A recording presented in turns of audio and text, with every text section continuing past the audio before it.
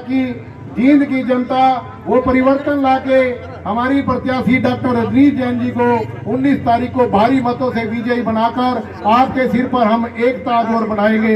Doctor Rajneesh Jain, doctor सुशील Gupta, doctor सुशील गुप्ता जिंदाबाद। Rajkumar ji Jind furniture association के संरक्षक डॉक्टर राजकुमार गोयल जी, प्रधान संजय गर्ग जी जो मेरे गांव से ही है, परिवार से ही है, लाभ सिंह जी आगे आओ, जितेंद्र गोयल जी, पूर्व प्रधान राकेश सिंगला जी, इस मेरे बुजुर्गों, माताओं, बहनों, नौजवान साथियों, प्यारे बच्चों, सबको मेरी हाथ जोड़ के राम राम। आम आदमी पार्टी पूरे हरियाणा के अंदर 40 की 40 नगरीय निकायों में ये चुनाव व्यवस्था परिवर्तन के लिए लड़े। व्यवस्था परिवर्तन का शंखनाद 29 मई को धर्म क्षेत्र कुरुक्षेत्र से अरविंद केजरीवाल जी ने किया। लाखों की संख्या में लोग वहां पहुंचे। खड़ी रैली हुई पूरी धूप के अंदर, 45 डिग्री टेम्परेचर के अंदर। सरकार की बहुत अड़चने लगी, परंतु आम आदमी पार्टी के क्रांतिकारी साथी पूरे हरियाणा से, कोई बस में, कोई कार में, कोई रेल में, कोई साइकिल पे, कोई पैदल वहां पहुंचा। सुबह रोटी खा के गया, दिन की रोटी बांध के ले गया। वहां से अरविंद केजरीवाल जी ने कहा कि पूरा हरियाणा के अंदर भ्रष्टाचार चरम सीमा पे है। आम आदमी पार्टी इस लड़ाई को लड़ रही है भ्रष्टाचार खत्म करने के लिए। इस देश में और प्रदेश में पैसे की कमी नहीं है, परंतु लीडर और अफसर मिल के उस पैसे को खा जाते हैं। जनता तक वो सुविधाएं नहीं मिल पाती। दिल्ली के अंदर हमने भ्रष्टाचार बंद किया। हमारा बजट जो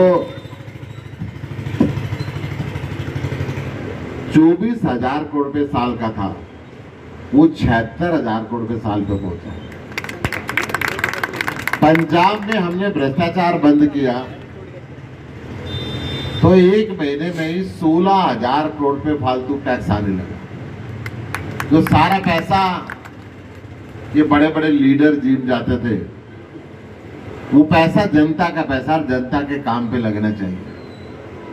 उस पैसे से दिल्ली के अंदर हमने दुनिया के बेहतरीन स्कूल बनाए, कॉलेज बनाए, हॉस्पिटल बनाए, मोहल्ला क्लिनिक बनाए, बच्चों के लिए रोजगार का प्रबंध किया।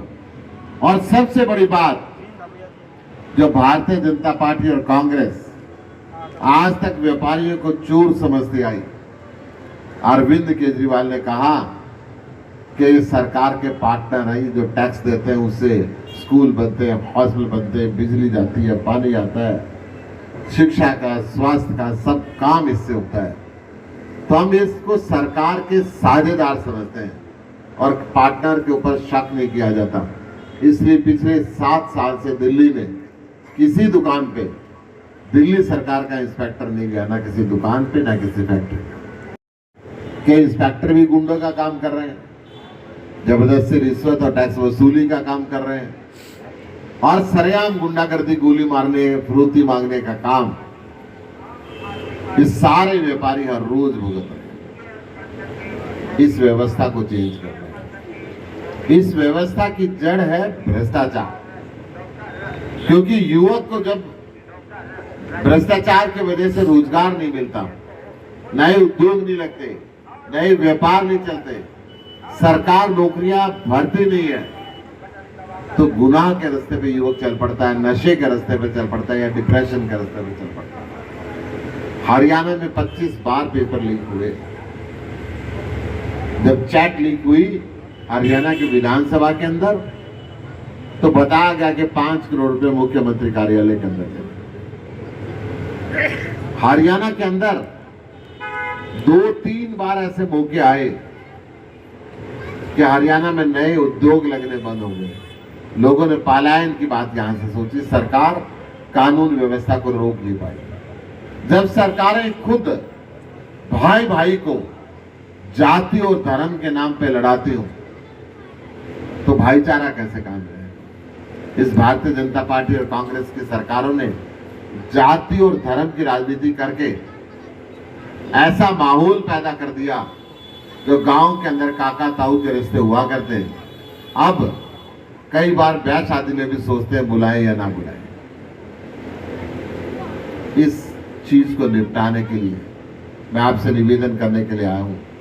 झाड़ू के सिंबल पे, झाड़ू का जो चुनाव चिन्ह है हमने दिया है अपने प्रत्याशियों को। मैं डॉक्टर रजनीश के लिए वोट मांगने दिया है। मैं अरविंद केजरीवाल के हाथ मजबूत करने के लिए वोट मांगने, मैं आपसे निवेदन करने के लिए आया हूं। एक ऐसा मुख्यमंत्री जिसने पूरे देश के अंदर ये कहा कि अब काम की राजनीति होगी। अब भ्रष्टाचार के काल के रूप के अंदर जिस मुख्यमंत्री को जाना जाता है, और वो मुख्यमंत्री जिसके ऊपर केंद्र सरकार ने कई बार रेड कराई, कई बार उनके मंत्रियों पर रेड कराई, कई बार उप मुख्यमंत्री पर रेड कराई। हमारे सत्येंद्र जैन को बिना किसी कसूर के जेल के अंदर बंद रखा हुआ है।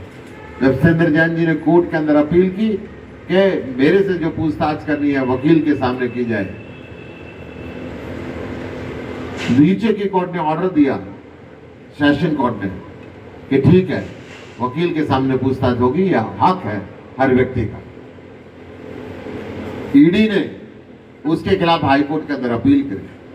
हाईकोर्ट के जज ने पूछा इसके अंदर दिक्कत क्या है, जब ये व्यक्ति कह रहा है कि वकील के सामने पूछताछ हो तो तुम्हें तकलीफ क्या है। ईडी ने कहा साहब वकील तो अपराधी को मिलता है, आरोपी को मिलता है, जिसके खिलाफ एफआईआर लिखी जाती है उसको मिलता है। इसके खिलाफ ना कोई शिकायत है, ना कोई एफआईआर है, ना ही आरोपी है, ना अपराधी है। देखिए फिर भी एक मंत्री को डाल के जेल में डाल के रखा हुआ है। 8 साल से इस मुकदमे में 6 बार रेड कर चुके हैं, परंतु इनको मिला कुछ नहीं। ये डर आम व्यापारी को भी है, और कब तक इस डर के साए के अंदर आम व्यापारी जिएगा। मैं आपसे निवेदन करने के लिए आऊं, ये डर को उतार के फेंक दो। अब जो नई पीढ़ी है ना, वो डर के साए के अंदर व्यापार नहीं करना चाहती, वो डर के साए में नहीं रहना चाहती। 2-4 पेपर फालतू बनाने पड़ेंगे, बना लो, ये डर के जीना छोड़ दो।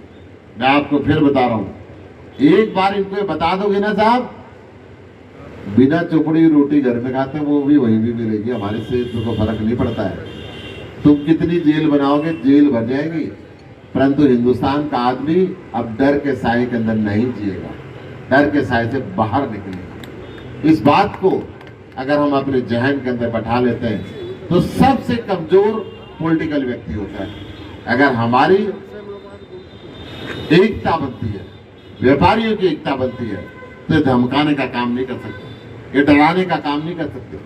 मैं याद करा दूं, जीत ने बहुत राजनीतिक लोगों को धरती दी है, यहां से बड़े बड़े लीडर निकले, परंतु जींद का विकास किसी ने नहीं किया। आम आदमी पार्टी जींद का विकास करेगी। मैं आपको ये कह रहा हूं, आम आदमी पार्टी यहाँ पे अच्छे हॉस्पिटल देगी, अच्छे स्कूल देगी, अच्छे कॉलेज देगी, बिजली पानी का प्रबंध करेगी, जैसे दिल्ली के अंदर फ्री में मिलता है वो भी मिलेगा।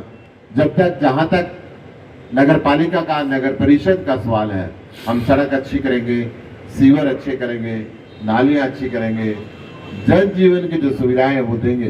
परंतु ये चुनाव, हमारे 3-4 कैंडिडेट यहां से खड़े हैं, मैं कैंडिडेटों की बात नहीं कर रहा हूं, ये चुनाव अरविंद केजरीवाल का चुनाव है।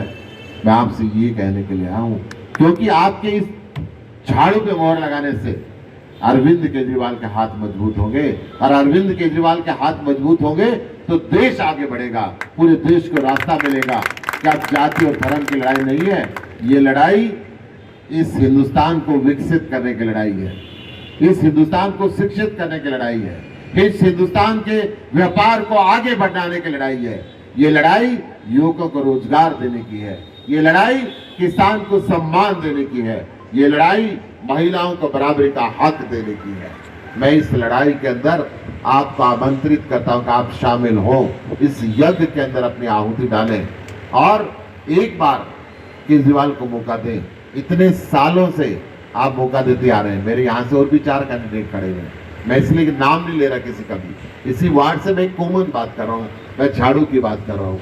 झाड़ू एक बहुत शक्तिशाली हथियार है जो भ्रष्टाचार की सफाई करता है, गंद की सफाई करता है और जरूरत पड़े तो उल्टी तरफ से पकड़ के भ्रष्टाचारियों का हालात भी ठीक करता है।